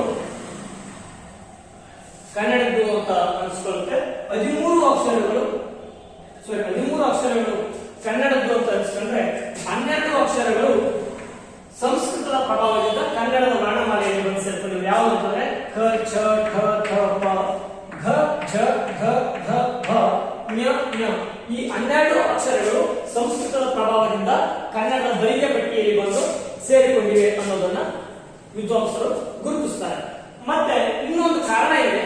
ವಿಶೇಷವಾಗಿ ಇಲ್ಲಿ ವರ್ಗೀಯ ವ್ಯಂಜನಗಳನ್ನು ವಿವರಿಸಿಕೊಳ್ಳಬೇಕಾದಾಗ ತೀರಾ ವಿಶೇಷವಾಗಿ ಗಮನಿಸಬೇಕಾಗಿರುವ ಅಂಶ ಯಾವುದು ಅಂತಂದ್ರೆ ಯಾಕೆ ಕ ಘ ಗ ಗ ಜ್ಞಗಳನ್ನ ಚ ಚ ಝ ಝ ಜ್ಞಾನ ಟ ಠ ಢ ಢ ಣ ತ ಥ ಧ ಧ ನ ಪ ಫ ಬ ಭ ಮ ಇವುಗಳನ್ನು ಇಲ್ಲೇ ಯಾಕೆ ನಾವು ಬರೀಬೇಕು? ಯಾಕೆ ಇಲ್ಲಿ ಕ ಬಂದು ಇಲ್ಲಿ ಛ ಬಂದು ಇಲ್ಲಿ ಝ ಬಂದು ಈಗ ಬರೆಯೋದು ಬರಲ್ವಾ? ಯಾಕೆ ವಿದ್ವಾಂಸರು ಈ ಪಟ್ಟಿಯನ್ನ ಕ್ರಮಬದ್ಧವಾಗಿ ಕಟ್ಟಿಕೊಟ್ರು ಅಂತಂದ್ರೆ ಇಲ್ಲಿ ತೀರಾ ವಿಶೇಷವಾದ ಒಂದು ಅಂಶ ನೀವು ಗಮನಿಸಬೇಕು. ಕ ಗ ಗ ಜ್ಞ ಅಥವಾ ಕಚಟಕಗಳನ್ನ ಒಂದು ಕ್ರಮಬದ್ಧವಾದ ಜೋಡಣೆಯಲ್ಲಿ ಜೋಡಿಸುವುದರ ಹಿಂದಿನ ಉದ್ದೇಶ ಅವುಗಳ ಉಚ್ಚಾರಣೆಯ ಸ್ಥಳ. ಈ ಎಲ್ಲಾ ಅಕ್ಷರಗಳು ಎಲ್ಲಿ ಉಚ್ಚಾರಣೆ ಆಗ್ತವೆ ಅಂದ್ರೆ ನಮ್ಮ ಬಾಯಿಯ ಯಾವ ಅಂಗದಲ್ಲಿ ಅಥವಾ ಯಾವ ಸ್ಥಾನದಲ್ಲಿ ಈ ಅಕ್ಷರಗಳು ಉಚ್ಚಾರಣೆ ಆಗ್ತವೆ ಅನ್ನೋದರ ಮೇಲೆ ಈ ವರ್ಗೀಕರಣ ವಿಧಾನವನ್ನ ನಾವು ಇಡೀ ದೇಹದ ಉದ್ದೇಶವೇ ಈ ಧ್ವನಿಗಳ ವರ್ಗೀಕರಣ ವಿಧಾನವನ್ನ ಓದ್ತಾ ಇದ್ದೀವಿ. ಆದ್ದರಿಂದ ಇವೆಲ್ಲವನ್ನು ನಾವು ಸೂಕ್ಷ್ಮವಾಗಿ ಗಮನಿಸೋದಾದ್ರೆ ಈ ಅಕ್ಷರಗಳು ನಮ್ಮ ಗಂಟಲಿನ ಅಥವಾ ಇಡೀ ನಮ್ಮ ದೇಹದ ಯಾವ ಭಾಗದ ಮೂಲಕ ಸೃಷ್ಟಿಯಾಗ್ತವೆ ಅನ್ನೋದ್ರ ಮೇಲೆ ಈ ಅಕ್ಷರಗಳನ್ನು ನಾವು ವರ್ಗೀಕರಿಸಿಕೊಂಡಿದ್ದೀವಿ. ಉದಾಹರಣೆಗೆ ಕ ಖ ಗ ಘ ಜ್ಞ ಗಳನ್ನ ನಾವು ಕಂಠ ಧ್ವನಿಗಳು ಅಂತ ಕರಿತೀವಿ. ಏನು ಕ ಖ ಗ ಘ ಜ್ಞ ಈ ಪಟ್ಟಿಯನ್ನು ನಾವು ಕಂಠ ಧ್ವನಿಗಳು ಅಂತ ಕರಿತೀವಿ. ಏನ್ ಕಂಠ ಧ್ವನಿಗಳು ಅಂತಂದ್ರೆ ಈ ಅಕ್ಷರಗಳು ನಮ್ಮ ಕಂಠದ ಮೂಲಕ ಸೃಷ್ಟಿಯಾಗ್ತವೆ. ಖ ಖ ಘ ಘ ಜ್ಞ. ಸೂಕ್ಷ್ಮವಾಗಿ ಮತ್ತೊಮ್ಮೆ ನಿಮಗೆ ನೀವೇ ಈಗ ಅದನ್ನ ಪ್ರಯೋಗ ಮಾಡಿಕೊಳ್ಳಿ. ಈ ಅಕ್ಷರಗಳು ಗಂಟಲಿನ ಮೂಲಕ ಉತ್ಪತ್ತಿ ಆಗ್ತವೆ, ಆದ್ರೆ ಎಲ್ಲಿಯೂ ಕೂಡ ನಾಲಿಗೆ ಶೇಕ್ ಆಗುವುದಿಲ್ಲ. ನಾವು ಕ ಕ ಘ ಘ ಜ್ಞ ಮಾಡಬೇಕಾದಾಗ ನಮ್ಮ ಕಂಠದ ಮೂಲಕ ಈ ಅಕ್ಷರಗಳು ಉತ್ಪತ್ತಿ ಆಗ್ತವೆ, ನಾಲಿಗೆ ಅಷ್ಟಾಗಿ ಶೇಕ್ ಆಗುವುದಿಲ್ಲ. ಹಾಗಾಗಿ ಇವುಗಳನ್ನ ಕಂಠ ಧ್ವನಿಗಳು ಅಂತ ಕರಿತೀವಿ. ಇನ್ನು ನೆಕ್ಸ್ಟ್ ಚ ಛ ಝ ಝ ಜ್ಞ ಗಳನ್ನ ತಾಲವ್ಯ ಅಂತ ಕರಿತೀವಿ. ಚ ತಾಲವ್ಯ ಅಂದ್ರೆ ಏನು? ಮೇಲ್ದವಡೆಯ ಭಾಗ ಅಂದ್ರೆ ನಾಲಿಗೆ ನಮ್ಮ ಹಲ್ಲಿನ ಮೇಲ್ದವಡೆಗೆ ಸ್ಪರ್ಶ ಆಗುತ್ತೆ, ಅದನ್ನು ನಾವು ತಾಲವ್ಯ ಅಂತ ಕರಿತೀವಿ. ಚ ಚ ನಮ್ಮ ಮೇಲಿನ ಹಲ್ಲುಗಳ ದವಡೆಯನ್ನ ಅಥವಾ ಆ ಹಲ್ಲುಗಳ ಬೇರುಗಳಿಗೆ ನಾಲಿಗೆ ಸ್ಪರ್ಶ ಮಾಡುತ್ತೆ. ಚ ಚ ಜ ಆದ್ರೆ ಆ ನಾಲಿಗೆ ಕೆಳಗಿನ ದವಡೆಗೆ ಕಂಡ್ರೆ ಅಕ್ಷರ ಉತ್ಪತ್ತಿ ಅದು ಸೃಷ್ಟಿ ಆಗುತ್ತೆ ನಮ್ಮ ಬಾಯಿಯಲ್ಲಿ. ಈ ಮೇಲ್ದವಡೆಗೆ ಅಥವಾ ಮೇಲಿನ ಹಲ್ಲುಗಳ ಬೇರುಗಳಿಗೆ ಸ್ಪರ್ಶ ಆಗುವ ನಾಲಿಗೆ ಕೆಳಗಿನ ಹಲ್ಲುಗಳ ಬೇರುಗಳಿಗೆ ಸ್ಪರ್ಶ ಮಾಡಕ್ ಹೋದ್ರೆ ಚ ಚ ಜ ಜ ಉಚ್ಚಾರಣೆ ಮಾಡೋದಕ್ಕೆ ಬರಲ್ಲ ನಮಗೆ. ಹಾಗಾಗಿ ಇವುಗಳನ್ನ ನಾವು ತಾಲವ್ಯದ ಅಕ್ಷರಗಳು ಅಂತ ಕರಿತೀವಿ, ತಾಲವ್ಯ ಅಂತ ಕರಿತೀವಿ. ನೆಕ್ಸ್ಟ್ ಟ ಟ ಢ ಢ ಣ ಅಕ್ಷರಗಳನ್ನ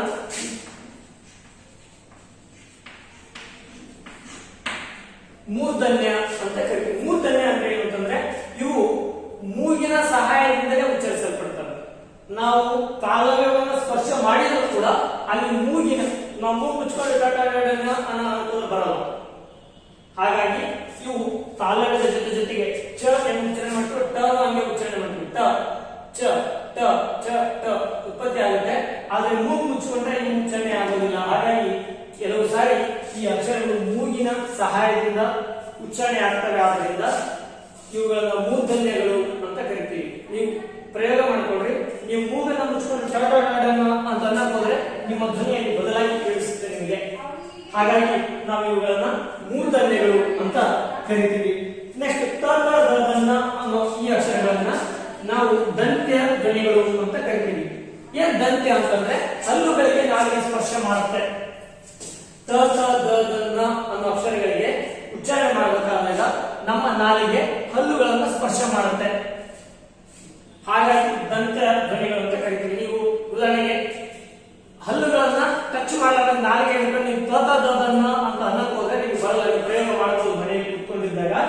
ತ ತ ದ ದ ನ ಅನ್ನೋ ಅಕ್ಷರಗಳನ್ನ ನಾವು ಉಚ್ಚಾರಣೆ ಮಾಡಬೇಕಾದಾಗ ನಾಲಿಗೆ ನಮ್ಮ ಹಲ್ಲುಗಳಿಗೆ ಸ್ಪರ್ಶ ಮಾಡುತ್ತೆ. ಆದ್ರಿಂದ ಆ ಧ್ವನಿಗಳನ್ನು ನಾವು ದಂತ್ಯ ಧ್ವನಿಗಳು ಅಂತ ಕರಿತೀವಿ. ನಾವು ನಾಲಿಗೆಯನ್ನು ಹಿಡ್ಕೊಂಡು ನಾವು ಒಟ್ಟು ಹಲ್ಲಿಗೆ ಸ್ಪರ್ಶನೆ ಮಾಡೋದಿಲ್ಲಪ್ಪ ಅಂತ ಅನ್ಕೊಂಡ್ರೆ ನಮಗೆ ಆ ಅಕ್ಷರಗಳನ್ನು ಉಚ್ಚಾರಣೆ ಮಾಡೋದಕ್ಕೆ ಕಷ್ಟ ಸಾಧ್ಯವಾಗುತ್ತೆ. ಆದ್ರಿಂದ ನಾವು ಆ ಅಕ್ಷರಗಳನ್ನ ದಂತ್ಯ ಧ್ವನಿಗಳು ಅಂತ ಕರಿತೀವಿ. ಇನ್ನ ಕೊನೆಗೆ ಪ ಪ ಬ ಬ ಮ ಅನ್ನುವ ಈ ವಿಧಾನ ಕ್ರಮವನ್ನು ನಾವು ಓಷ್ಟ್ಯ ಅಂತ ಕರಿತೀವಿ. ಓಷ್ಟ್ಯ ಅಂದ್ರೆ ತುಟಿ. ಈ ಅಕ್ಷರಗಳನ್ನು ನಾವು ಉಚ್ಚಾರಣೆ ಮಾಡಬೇಕಾದಾಗ ಎರಡು ತುಟಿಗಳು ಸ್ಪರ್ಶ ಆಗ್ತವೆ. ಓಷ್ಠ ಅಂದ್ರೆ ತುಟಿ ಅಂತ ಅರ್ಥ. ನಾವು ಪಾಪ ಬಾಬಮ್ಮ ಅನ್ನೋ ಅಕ್ಷರಗಳನ್ನ ಉಚ್ಚಾರಣೆ ಮಾಡಬೇಕಾದಾಗ ತುಟಿಗಳು ಎರಡು ಸ್ಪರ್ಶ ಆಗ್ತವೆ. ನೀವು ಪ್ರಯೋಗ ಮಾಡಿ, ನಿಮ್ಮ ಮನೆಯಲ್ಲಿ ಎರಡೂ ತುಟಿಗಳ ನಡುವೆ ಒಂದು ಬೆರಳನ್ನ ಹಿಡಿದ್ರಿ, ಅವೆರಡೂ ತುಟಿಗಳ ಸ್ಪರ್ಶ ಆಗದಂತೆ ನೀವು ಪಾಪ ಬಾಬಮ್ಮ ಅಂತ ಅನ್ನೋದ್ರೆ ಬರಲ್ಲ, ಆ ಅಕ್ಷರಗಳು ಉಚ್ಚಾರಣೆ ಆಗಲ್ಲ. ಆ ಕಾರಣಕ್ಕಾಗಿ ನಾವು ಈ ಅಕ್ಷರಗಳನ್ನ ಓಷ್ಠ ಧ್ವನಿಗಳು ಅಂತ ಕರಿತೀವಿ. ಹೀಗೆ ನಾವು ವ್ಯಂಜನಗಳನ್ನು ವಿಭಾಗ ಮಾಡಬೇಕಾದಾಗ ಒಟ್ಟು 10 ಅಲ್ಪ ಪ್ರಾಣಗಳು, 10 ಮಹಾಪ್ರಾಣಗಳು ಮತ್ತು 5 ಅನುನಾಸಿಕಗಳು ಅಂತ ಕರಿತೀವಿ. ಕನ್ನಡದಲ್ಲಿ ಹೇಗೆ ವರ್ಣಮಾಲೆಗಳಿಗೆ ಬರಿಗೆ ಪಟ್ಟಿ ಅಂತ ಕರಿತೀವೋ ಹಾಗೆ ಅನುನಾಸಿಕಗಳಿಗೆ ಮೂಗುಲಿಗಳು ಅಂತ ಕರೆಯೋದು ಈಗಿನ ಹೊಸ ಪರಿಭಾಷೆ. ನಿಮಗೆ ಪ್ರಶ್ನೆ ಕೇಳುವುದು ನಾಳೆ ಪರೀಕ್ಷೆಯಲ್ಲಿ ಕನ್ನಡದಲ್ಲಿ ಒಟ್ಟು ಎಷ್ಟು ಮೂಗುಲಿಗಳು ಇವೆ ಅಥವಾ ಎಷ್ಟು ಮೂಗುಲಿಗಳಿವೆ ಅಂತ ಪ್ರಶ್ನೆ ಕೇಳಿದಾಗ ಇದು ಯಾವುದು ಹೊಸ ಪರಿಭಾಷೆ ಅಂತ ಅನ್ಕೊಳ್ಳೋದಿಲ್ಲ. ಕನ್ನಡದಲ್ಲಿ ಒಟ್ಟು 5 ಮೂಗುಲಿಗಳಿವೆ, ಅಂದ್ರೆ 5 ಅನುನಾಸಿಕಗಳಿವೆ. ಅನುನಾಸಿಕಗಳು ಎನ್ನುವ ಪದಗಳ ಬದಲಾಗಿ ಕನ್ನಡದಲ್ಲಿ ಮೂಗುಲಿ ಅನ್ನೋ ಶಬ್ದವನ್ನ ನಾವು ಬಳಸ್ತೀವಿ. ಹೀಗೆ ವ್ಯಂಜನದ ಚರ್ಚೆ ನಮಗೆ ಕನ್ನಡದ ಜಾಯಮಾನಕ್ಕೆ ಹೊಂದಿಕೊಳ್ಳುವಂತೆ ಒಟ್ಟು ವರ್ಗೀಯ ವ್ಯಂಜನಗಳಲ್ಲಿ 13 ಕನ್ನಡದ ಜಾಯಮಾನಕ್ಕೆ ಹೊಂದಿಕೊಂಡ್ರೆ 12 ವ್ಯಂಜನಗಳು ಸಂಸ್ಕೃತದ ಪ್ರಭಾವದಿಂದ ಕನ್ನಡದಲ್ಲಿ ಬಂದು ಸೇರ್ಪಡೆಗೊಂಡಿವೆ ಅನ್ನೋದನ್ನ ಈಗಿನ ಆಧುನಿಕ ಭಾಷಾ ವಿಜ್ಞಾನಿಗಳು ಗುರುತಿಸಿರೋದ್ರಿಂದ ನಾವು ಆ ಚರ್ಚೆಯನ್ನ ಈ ರೀತಿಯಾಗಿ ಮಾಡಲಿಕ್ಕೆ ಅವಕಾಶ ಇದೆ. ವಿದ್ಯಾರ್ಥಿಗಳೇ, ವರ್ಗೀಯ ವ್ಯಂಜನಗಳನ್ನು ನೋಡಿದಂತೆ ಅವರ್ಗೀಯ ವ್ಯಂಜನಗಳನ್ನ ನಾವು ಗಮನಿಸುವುದಾದರೆ, ಅವರ್ಗೀಯ ವ್ಯಂಜನಗಳು ಈಗಾಗಲೇ ವರ್ಗೀಯ ವ್ಯಂಜನಗಳನ್ನು ವಿಭಾಗ ಮಾಡಬೇಕಾದಾಗ ಅಲ್ಲಿ ಅಕ್ಷರಗಳ ಪಟ್ಟಿ ನಮ್ಮ ಧ್ವನ್ಯಂಗ ಅಂದ್ರೆ ನಮ್ಮ ದೇಹದ ಯಾವ ಧ್ವನ್ಯಂಗದ ಮೂಲಕ ಉಚ್ಚಾರಣೆ ಆಗುತ್ತೋ ಅನ್ನೋ ಆಧಾರದ ಮೇಲೆ ನಾವು ಅವುಗಳನ್ನು ವಿಂಗಡಣೆ ಮಾಡಿದ್ವಿ. ಆದ್ರೆ ಅವರ್ಗೀಯ ವ್ಯಂಜನಗಳು ಹೆಸರೇ ಸೂಚಿಸುವಂತೆ ಇವುಗಳ ಉಚ್ಚಾರಣೆಯ ಧ್ವನ್ಯಂಗ ಬೇರೆ ಬೇರೆ ಆಗಿರುವುದರಿಂದ, ಇವುಗಳು ಕನ್ನಡದಲ್ಲಿ ಅತ್ಯಂತ ಹೆಚ್ಚು ಬಳಕೆಯಲ್ಲಿರುವುದರಿಂದ ಇವುಗಳನ್ನು ನಾವು ಅವರ್ಗೀಯ ವ್ಯಂಜನಗಳು ಅಂತ ಗುರುತಿಸ್ತೀವಿ. ಈ 9 ಅಕ್ಷರಗಳಲ್ಲಿ ಆಧುನಿಕ ಕನ್ನಡ ಭಾಷಾ ವಿದ್ವಾಂಸರು ಶ ಮತ್ತು ಶ ಈ 2 ಅಕ್ಷರಗಳನ್ನ ಕನ್ನಡದ ಜಾಯಮಾನಕ್ಕೆ ಹೊಂದಿಕೊಳ್ಳದ ಅಕ್ಷರಗಳು ಅಂತ ಗುರುತಿಸಿದ್ದಾರೆ. ಈ 2 ಅಕ್ಷರಗಳು ಕನ್ನಡದ ಜಾಯಮಾನಕ್ಕೆ ಅಷ್ಟಾಗಿ ಹೊಂದಿಕೊಳ್ಳುವುದಿಲ್ಲ. ಉಳಿದ 7 ಅಕ್ಷರಗಳು ಕನ್ನಡದ ಜಾಯಮಾನಕ್ಕೆ ಹೊಂದಿಕೊಳ್ಳುತ್ತವೆ. ಆದರೆ ಶ ಮತ್ತು ಶ ಈ 2 ಅಕ್ಷರಗಳು ಸಂಸ್ಕೃತದ ಪ್ರಭಾವದಿಂದ ಕನ್ನಡದ ವರ್ಣಮಾಲೆಯಲ್ಲಿ ಬಂದು ಸೇರಿಕೊಂಡಿವೆ ಅನ್ನೋದನ್ನ ವಿದ್ವಾಂಸರು ಗುರುತಿಸಿದ್ದಾರೆ. ಹಾಗಾಗಿ ನಮ್ಮ ಇದುವರೆಗಿನ ಕನ್ನಡದ ವರ್ಣಮಾಲೆಯ ತಿಳಿದಿರುವ 9 ಅವರ್ಗೀಯ ವ್ಯಂಜನಗಳ ಪೈಕಿ ಶ ಮತ್ತು ಶ ಅಕ್ಷರಗಳು ಸಂಸ್ಕೃತದ ಪ್ರಭಾವದಿಂದ ಕನ್ನಡ ವರ್ಣಮಾಲೆಯಲ್ಲಿ ಜಾಗವನ್ನು ಪಡೆದುಕೊಂಡಿವೆ.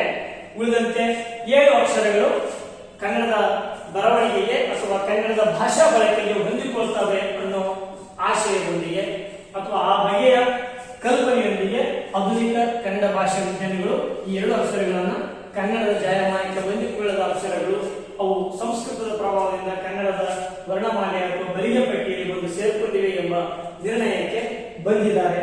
ಹಾಗಾಗಿ ಇವೆಲ್ಲವುಗಳನ್ನು ನಾವು ಸೂಕ್ಷ್ಮವಾಗಿ ಗಮನಿಸಿದಾಗ, ಈ ಬಗ್ಗೆ ಎಲ್ಲಾ ಚರ್ಚೆಯನ್ನು ನಾವು ಸೂಕ್ಷ್ಮವಾಗಿ ಗಮನಿಸಿದಾಗ ಕನ್ನಡದ ಬರಿಯ ಪಟ್ಟಿಯಲ್ಲಿ ನಾವು ಸಮಾರೋಪಕ್ಕೆ ನಾವು ಬರೋದಾದ್ರೆ ಹೀಗೆ ಕನ್ನಡದ ಧ್ವನಿ ವ್ಯವಸ್ಥೆ ಅಥವಾ ಬರಿಯ ಪಟ್ಟಿಯನ್ನು ನಾವು ಅವಲೋಕನ ಮಾಡುತ್ತಲೇ ಕನ್ನಡದ ಬರಿಯ ಪಟ್ಟಿಯಲ್ಲಿರುವ ಈಗಾಗಲೇ ನಾವು ಕಲಿತುಕೊಂಡಿರುವ 49 ಅಕ್ಷರಗಳಲ್ಲಿ ಸ್ವರಗಳು 15 ಅಂತ ಹೇಳಿದ್ವಿ. ಆದರೆ ವಿದ್ವಾಂಸರು ಅವುಗಳಲ್ಲಿ 5 ಸಂಸ್ಕೃತದ ಪ್ರಭಾವದಿಂದ ಬಂದು ಸೇರ್ಕೊಂಡಿರುವಂತವು, ಉಳಿದ 10 ಸ್ವರಗಳು ಕನ್ನಡದ ಜಾಯಮಾನಕ್ಕೆ ಹೊಂದಿಕೊಳ್ಳುವಂತವು ಅಂತ ಹೇಳಿದ್ರು. ಇನ್ನು ವರ್ಗೀಯ ವ್ಯಂಜನಕ್ಕೆ ಬರೋದಾದ್ರೆ ವರ್ಗೀಯ ವ್ಯಂಜನಗಳು ಒಟ್ಟು 25 ಅಂತ ನಾವು ಓದಿಕೊಂಡು ಬಂದಿದ್ವಿ.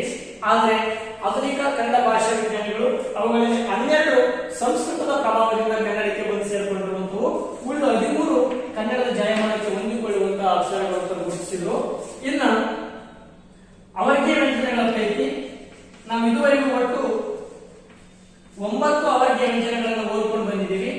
ಆದ್ರೆ ಅದರಲ್ಲಿ ಭಾಷಾ ವಿಜ್ಞಾನಿಗಳು ಈ 2 ಅಕ್ಷರಗಳನ್ನ ಸಂಸ್ಕೃತ ಪ್ರಭಾವದಿಂದ ಓದಿಕೊಂಡಿರುವಂತವು, ಉಳಿದ 7 ಅಕ್ಷರಗಳು ಕನ್ನಡದ ಜಾಯಮಾನಕ್ಕೆ ಹೊಂದಿಕೊಳ್ಳುತ್ತವೆ ಅಂತ ಹೇಳುತ್ತಲೇ ಒಟ್ಟು 30 ಅಕ್ಷರಗಳನ್ನ ಕನ್ನಡ ಜಾಯಮಾನಕ್ಕೆ ಹೊಂದಿಕೊಳ್ಳುವ ಅಕ್ಷರಗಳು ಅಂತ ಗುರುತಿಸಿದ್ದಾರೆ. ಹೀಗೆ ಕನ್ನಡದ ಭಾಷಾ ಬಳಕೆ ಅಥವಾ ಕನ್ನಡಕ್ಕೆ ಕನ್ನಡದ ವ್ಯಾಕರಣ ಎನ್ನುವ ಪರಿಕಲ್ಪನೆಯ ಮೂಲಕ ಒಟ್ಟು ಕನ್ನಡ ಭಾಷೆಯಲ್ಲಿರುವ ಅಥವಾ ಇದುವರೆಗೂ ಕನ್ನಡ ವ್ಯಾಕರಣದಲ್ಲಿ ಬಳಕೆಯಲ್ಲಿರ್ತಕ್ಕಂಥ ಅಕ್ಷರಗಳನ್ನ ಆಯಾ ಕಾಲಘಟ್ಟಕ್ಕೆ ತಕ್ಕಂತೆ ಕಡಿತಗೊಳಿಸಿಕೊಳ್ಳುತ್ತಲೇ ಬರಲಾಯಿತು.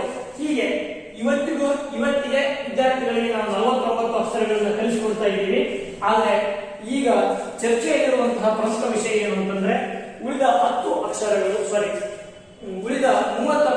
ಹೊರತುಪಡಿಸಿ 19 ಅಕ್ಷರಗಳು ಅವು ಸಂಸ್ಕೃತದ ಪ್ರಭಾವದಿಂದ ಕನ್ನಡದ ವರ್ಣಮಾಲೆಯಲ್ಲಿ ಜಾಗ ಪಡೆದವೆ. ಹೀಗಾಗಿ ಕನ್ನಡದ ವ್ಯಾಕರಣವನ್ನು ಸೃಷ್ಟಿ ಮಾಡಬೇಕಾದಾಗ 30 ಅಕ್ಷರಗಳು ಸಾಕು ಅನ್ನೋ ಹೊಸ ಸೈದ್ಧಾಂತಿಕ ಚರ್ಚೆಗೆ ಇವತ್ತಿನ ಭಾಷಾ ವಿದ್ವಾಂಸರು ಚರ್ಚೆಗೆ ತಮ್ಮನ್ನು ತಾವು ತೊಡಗಿಸಿಕೊಂಡಿದ್ದಾರೆ. ಮುಂದಿನ ದಿನಮಾನಗಳಲ್ಲಿ ನಾವು ಅಥವಾ ನೀವೆಲ್ಲ ಶಿಕ್ಷಕರಾಗಿ ಪಾಠ ಬೋಧನೆ ಮಾಡಬೇಕಾದಾಗ ಕನ್ನಡದ ವ್ಯಾಕರಣ ಪರಿಕಲ್ಪನೆಯಲ್ಲಿ 30 ಅಕ್ಷರಗಳಿದ್ದಾವೆ ಅನ್ನೋದನ್ನ ಕಲಿಸಬೇಕಾದ ಸಂದರ್ಭ ಬಂದರೂ ಕೂಡ ನಾವು ಅಚ್ಚರಿ ಪಡಬೇಕಾಗಿಲ್ಲ. ಆದರೆ ಈಗಲೇ ಅದರ ಬಗ್ಗೆ ನಾವು ಯಾವುದೇ ರೀತಿಯ ಅಂತಿಮ ತೀರ್ಮಾನವನ್ನ ತೆಗೆದುಕೊಳ್ಳುವ ಹಾಗಿಲ್ಲ. ಯಾಕಂತಂದ್ರೆ ಇವತ್ತಿಗೂ ಕೂಡ ಕನ್ನಡ ವಿಷಯದ ಬಗೆಗೆ ಅಥವಾ ಕನ್ನಡ ಭಾಷೆಯ ಬಗೆಗೆ ಯಾವುದೇ ನಿರ್ಧಾರವನ್ನು ತೆಗೆದುಕೊಳ್ಳಬೇಕಾದಾಗ ಅಲ್ಲಿ ಸರ್ಕಾರ ಪ್ರಮುಖ ಪಾತ್ರವನ್ನು ವಹಿಸುತ್ತೆ. ಸರ್ಕಾರದ ಕೈ ಕೆಳಗೆ ಇರತಕ್ಕಂಥ ಹಲವಾರು ಕನ್ನಡ ಪರ ಮನಸ್ಸುಗಳು ಅಥವಾ ವಿದ್ವಾಂಸ ಲೋಕ ಆ ನಿರ್ಣಯಗಳನ್ನ ಸರ್ವಸಮ್ಮತವಾಗಿ ಒಪ್ಪಬೇಕಾಗುತ್ತೆ. ಆದರೆ ಈ ಎಲ್ಲ ಹೊಸ ವಿಷಯಗಳು ಕೇವಲ ಈ ಸದ್ಯ ಚಾಲ್ತಿಯಲ್ಲಿರುವ ಚರ್ಚೆಗಳೇ ವಿನಃ ಅವು ನಿರ್ಧಾರಗಳು ಆಗಿ ಬದಲಾಗಿಲ್ಲ. ಹೀಗೆ ನಾವು ಕಲಿಸಬೇಕು ಅನ್ನೋ ನಿರ್ಧಾರಗಳಂತೆ ಅವು ಬದಲಾಗಿ ಆ ತರದ ಬದಲಾವಣೆ ಆಗಬೇಕಾಗಿದೆ ಅನ್ನೋ ಚರ್ಚೆ ಮುಂದುವರೆದಿದೆ. ಅಂತ ಚರ್ಚೆಗೆ BN ಶಂಕರ ಭಟ್ರವರು ಹೊಸ ಅಡಿಪಾಯವನ್ನು ಹಾಕಿಕೊಟ್ಟಿದ್ದಾರೆ. ಅವರ ಹೊಸ ಪರಿಕಲ್ಪನೆ ಕನ್ನಡಕ್ಕೆ ಬೇಕು, ಕನ್ನಡಕ್ಕೆ ವ್ಯಾಕರಣ ಎನ್ನುವಂಥದ್ದು. ಆ ದಿಸೆಯಲ್ಲಿ ನಮ್ಮ ಈ ಮುಂದಿನ ಎಲ್ಲಾ ಚರ್ಚೆಗಳು ನಡೀತವೆ. ಹೀಗೆ ನಾವು ಕನ್ನಡದ ಧ್ವನಿ ವ್ಯವಸ್ಥೆ, ಅದರಲ್ಲೂ ವಿಶೇಷವಾಗಿ ಸ್ವರಗಳು, ವ್ಯಂಜನಗಳು ಮತ್ತು ಅವುಗಳ ವರ್ಗೀಕರಣ ವಿಧಾನವನ್ನ ಈ ಕೆಳಗಿನಂತೆ ಅಥವಾ ಈ ರೀತಿಯಾಗಿ ನಾವು ನೋಡೋದಕ್ಕೆ ಸಾಧ್ಯ ಇದೆ ಅನ್ನೋ ಆಶಯದೊಂದಿಗೆ ಒಟ್ಟಾರೆ ಈ ಅಧ್ಯಾಯಕ್ಕೆ ಸಂಬಂಧಪಟ್ಟಂತ ಒಟ್ಟು 10 ಅಂಕಗಳ ಪ್ರಶ್ನೆಗೆ ನಿಮಗೆ ಈ ರೀತಿಯಾದ ಉತ್ತರವನ್ನು ನೀವು ಬರೆಯಬೇಕಾಗುತ್ತೆ. ಅದಕ್ಕೆ ಸಂಬಂಧಪಟ್ಟಂತ ವಿವರಣೆಯನ್ನ ನಾವು ಈ ರೀತಿಯಾಗಿ ನೋಡೋದಕ್ಕೆ ಸಾಧ್ಯ ಇದೆ.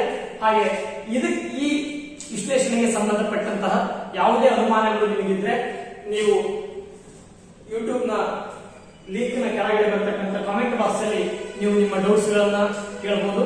ಅಥವಾ ವಾಟ್ಸ್ಆಪ್ ಗ್ರೂಪ್ಗೆ ನಾನು ಈ ಲಿಂಕ್ ಅನ್ನು ಶೇರ್ ಮಾಡಿದ ನಂತರ ನೀವು ಅಲ್ಲಿಯೇ ಅದಕ್ಕೆ ಪ್ರಶ್ನೆಯನ್ನ ಕೇಳಿದ್ರೆ ಆ ಗ್ರೂಪ್ ನಲ್ಲಿಯೇ ನಾನು ಉತ್ತರವನ್ನು ನಿಮಗೆ ನೀಡೋದಕ್ಕೆ ಸಾಧ್ಯ ಆಗುತ್ತೆ. ಆ ಮೂಲಕ ಎಲ್ಲ ವಿದ್ಯಾರ್ಥಿಗಳಿಗೂ ಆ ಪ್ರಶ್ನೆಗೆ ಇರುವಂತಹ ಸಂದೇಹಗಳು ಕ್ಲಿಯರ್ ಆಗ್ತವೆ ಅಥವಾ ಅವರಿಗೆ ಸಂದೇಹಗಳು ನಿವಾರಣೆ ಆಗ್ತವೆ ಅನ್ನೋ ಮಾತನ್ನು ಹೇಳುವ ಮೂಲಕ ಮುಂದಿನ ತರಗತಿಯಲ್ಲಿ ಸಂಧಿ ಪರಿಕಲ್ಪನೆಯೊಂದಿಗೆ ನಾವು ನೀವೆಲ್ಲ ಮತ್ತೆ ಭೇಟಿಯಾಗೋಣ ಅಂತ ಹೇಳ್ತಾ ಇವತ್ತಿನ ಆನ್ಲೈನ್ ತರಗತಿಗೆ ಪೂರ್ಣ ವಿರಾಮವನ್ನು ಸಲ್ಲಿಸೋಣ.